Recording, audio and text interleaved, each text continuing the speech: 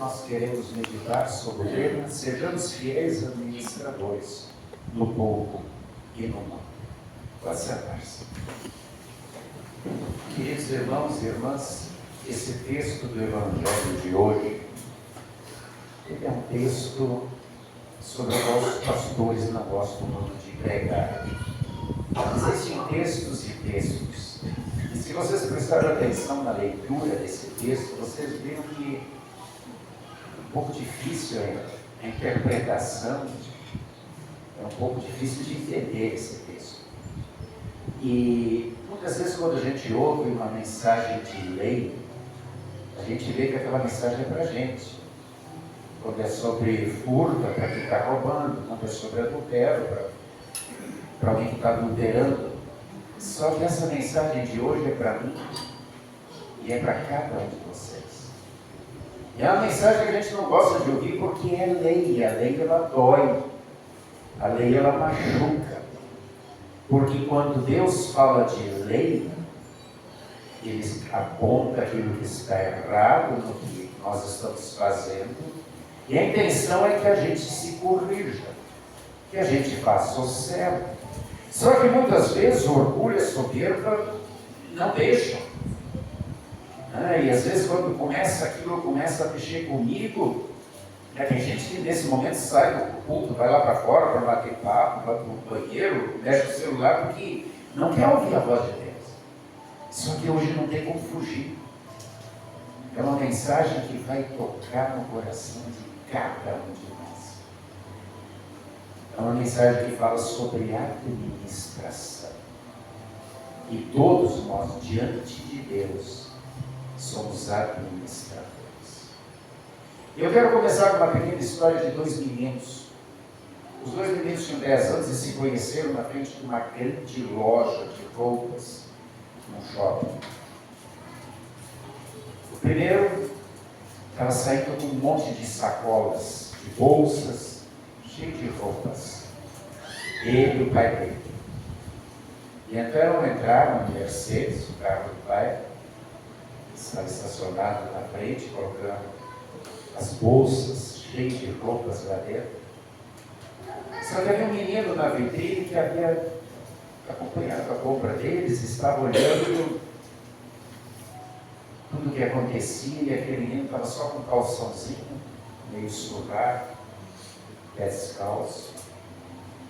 E ele ficou pensando, e olhando, e analisando. Aquele outro menino devia ter a mesma idade que ele.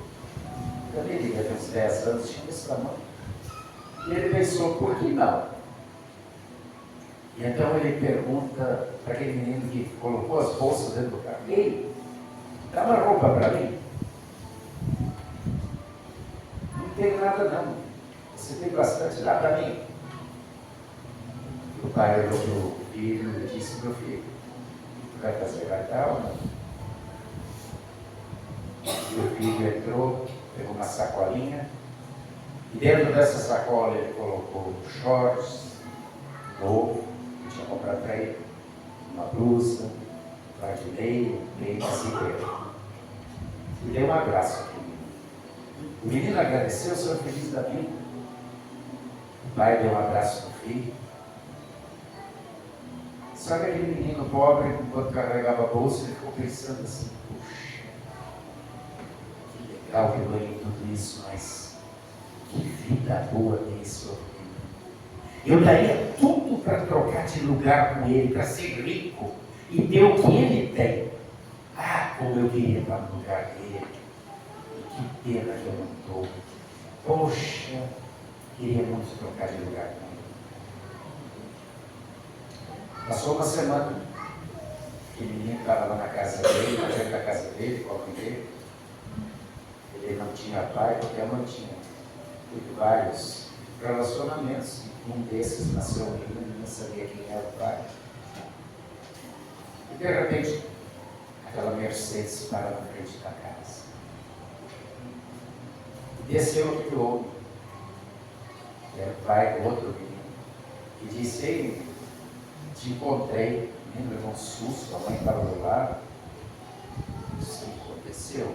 Ele disse: vou te trazer aqui um monte de roupa do meu filho, aqui no carro, tudo teu, pode pegar. E aí abriu o porta-mala atrás e disse, olha um monte de brinquedos, todos os brinquedos eram do meu filho, agora são teus. Pode pegar. E o menino pegou e de repente ele pensou e disse, mas se eram do seu filho, como é que ele vai ficar agora? Sem esses brinquedos e sem essas roupas. O pai disse, não precisa mais disso. O papai do céu levou ele. Ele estava com câncer, estado terminal, e a gente sabia disso. E ele sabia disso, ele convivia com isso. E aquele dia, na semana passada, quando a gente se encontrou lá, eu disse para ele, não sei quanto tempo ainda vai viver, mas vamos aproveitar ele, vamos comprar um monte de roupa nova para te usar nesses últimos dias. Eu queria a felicidade do meu filho. E agora Deus o levou. Eu só te achei porque eu fui lá no shopping, pedi para olhar as câmeras e perguntei se alguém te conhecia. E o guardador de carro sabia onde tu morava. Por isso eu vim aqui te dar tudo. Que era dele porque era a vontade dele de abençoar com aquele dia. Às vezes a gente quer trocar de lugar com alguém que a gente acha que está muito melhor que a gente, mas a gente não sabe a real situação do outro. Estar contente com o que se tem é muito importante, porque nós somos apenas administradores de tudo que temos, seja os bens, seja a família, seja a nossa capacidade de pensar, de produzir, de trabalhar, de colher. E um dia nós vamos ter que prestar contas a Deus de tudo que fizemos, com tudo que Ele colocou à nossa disposição.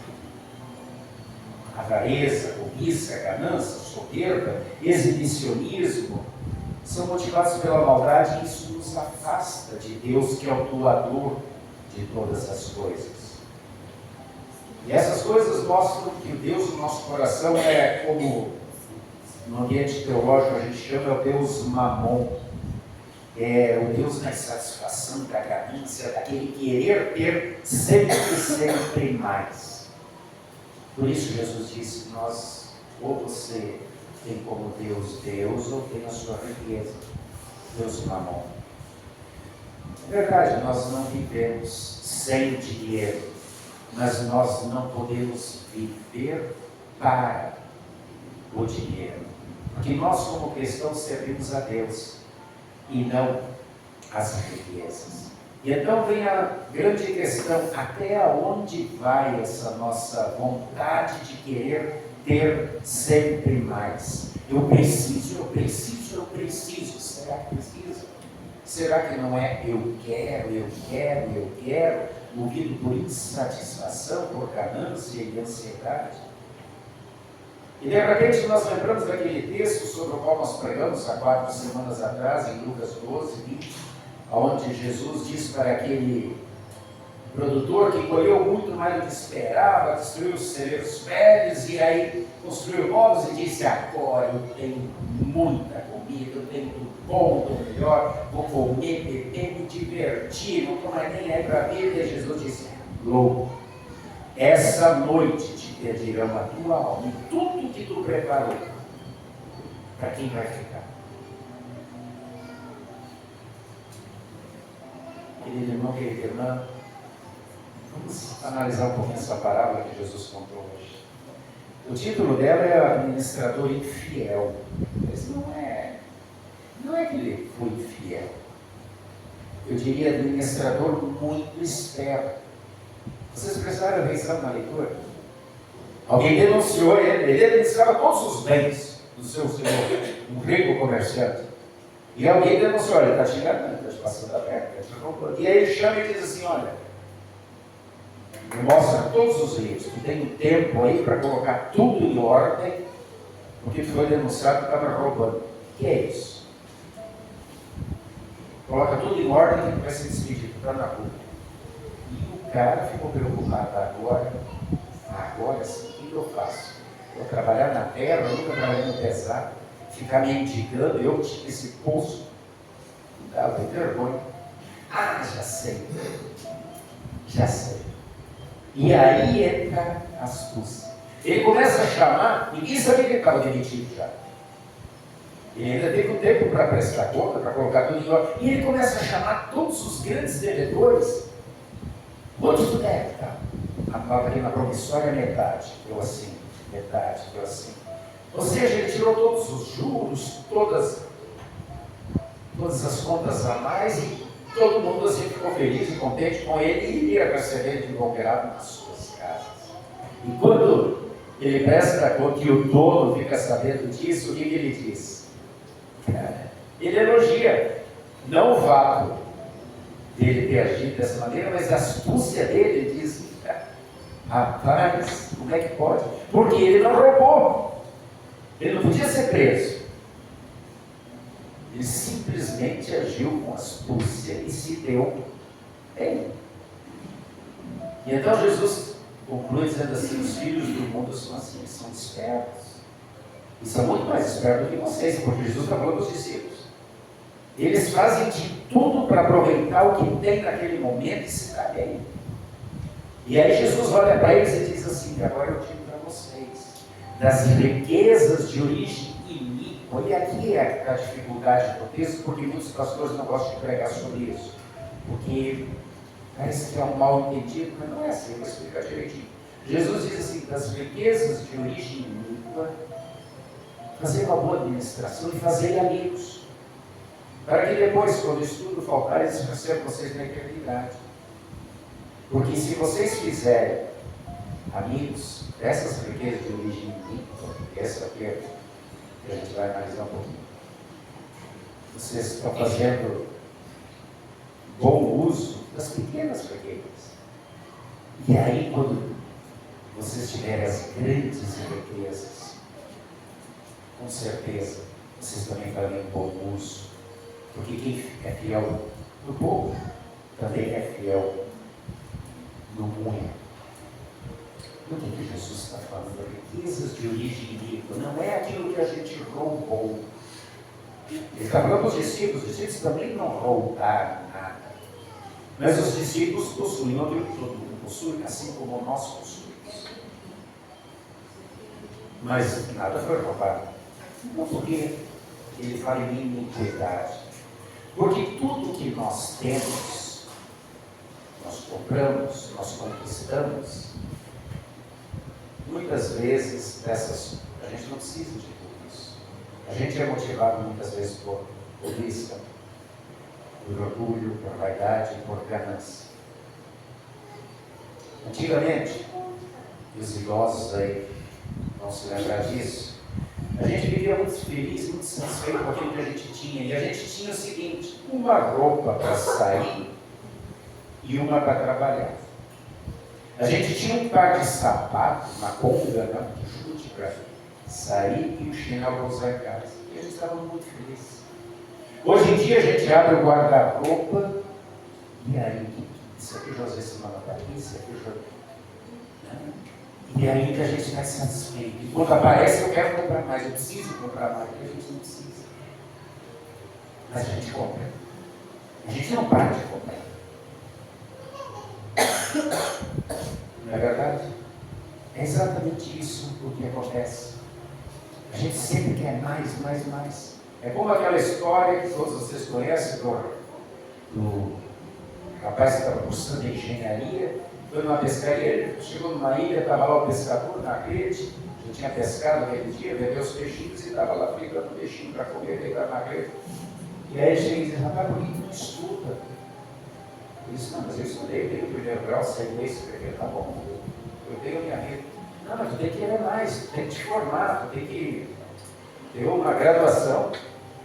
Eu tenho graduação e eu vou ter uma pós-graduação depois. E o pescador disse: mas para quê? Não, para ganhar mais. E depois da pós-graduação, fazer um mestrado. O pescador disse: mas para quê? Deitado na rede. Ah, porque eu quero ganhar mais. E depois do mestrado, eu vou ter um doutorado. E para quê? Porque quer ganhar mais. E para que tu quer ganhar tanto? Eu quero ganhar tanto para me tornar rico, quando me aposentar, ter uma vida mansa, tranquila, sentar numa ilha, deitar numa rede com o destino.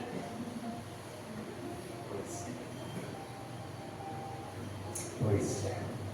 Será que a gente precisa exatamente de tudo que tem? Esse mais, mais, mais? E essas coisas que nós temos. E muitas vezes nós possuímos uma certa iniquidade que foi adquirida porque a gente não precisava disso. A gente foi levado por cobiça, por vaidade. É disso que Jesus está falando. E Jesus diz para fazer bom uso dessas coisas para conseguir amigos. Para que eles nos recebam nos tabernáculos eternos. Então a pergunta, tudo que a gente tem, a gente usa apenas em benefício próprio ou também em benefício dos outros? Como aquele menino, rico da história, que não teve problema em dividir com o pobre quando estava saindo. E depois fez ainda a questão, quando morrer, de dar tudo que eu tinha para o outro. Se eu comprei várias roupas, sapatos, cobertores, eu sei, não doar para alguém que não tem nada, em vez de simplesmente guardar ou jogar no lixo. Se passar alguém e levar, está tudo certo, não é mais meu.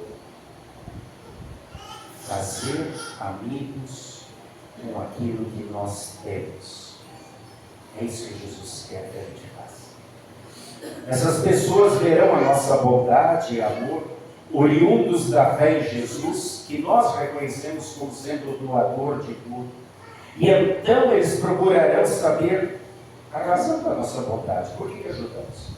Por que fomos bondosos? E aí é a hora de administrar bem e ser fiel no muito, nas verdadeiras riquezas, como disse Jesus depois. Falar do Evangelho, do que Deus fez e faz por nós através de Cristo. E é por isso que somos bondosos, gratos, amorosos, sabemos compartilhar, porque já Deus fez antes isso conosco. Ofertamos em vista do que já recebemos.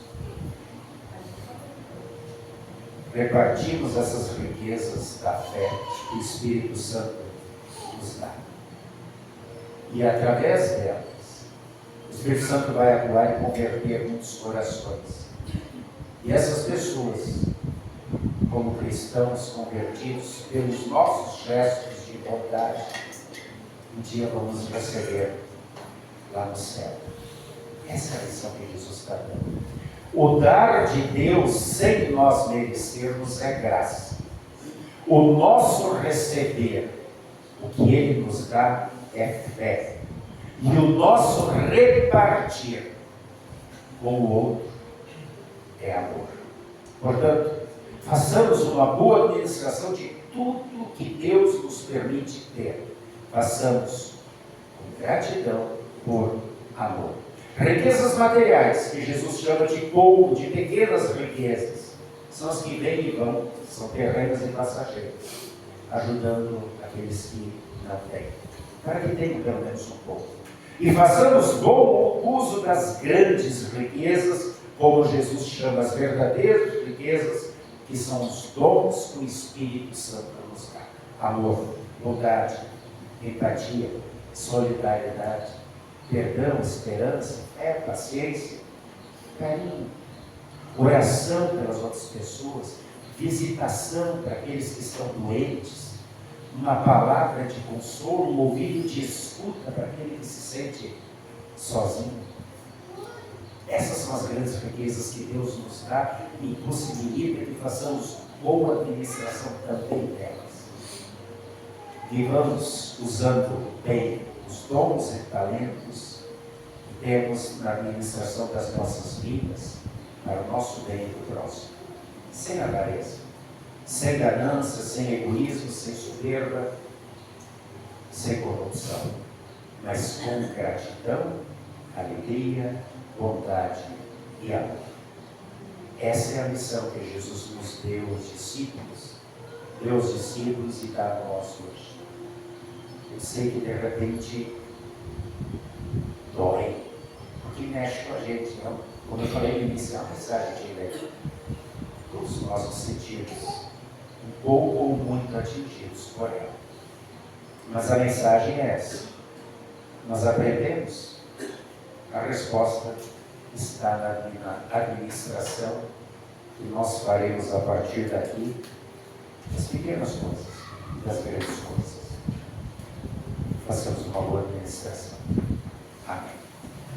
E a paz de Deus, que excede o entendimento humano, guarde corações e mentes em Cristo Jesus, a vida eterna. Amém.